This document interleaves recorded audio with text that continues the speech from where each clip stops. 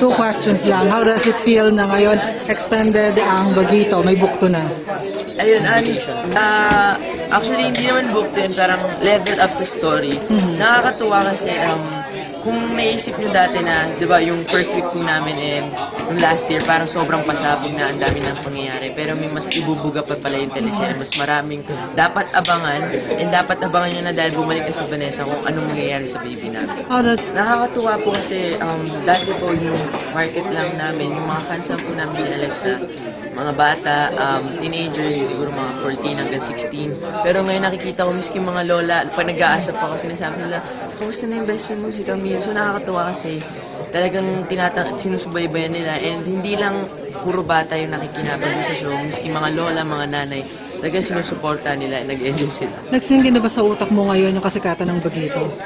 Hindi pa kasi parang ako taping lang po ng taping. So bihira lang ako lumabas, and feeling ko naman hindi naman po talaga dapat kung isipin na ano ba, sumisikat ako. Basta as long as maganda yung work ko and napapasaya ko yung mga tao, ayun.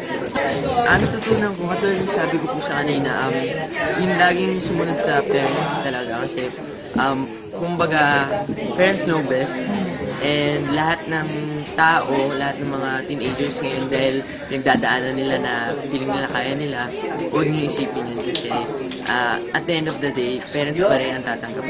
What's next after Bagito?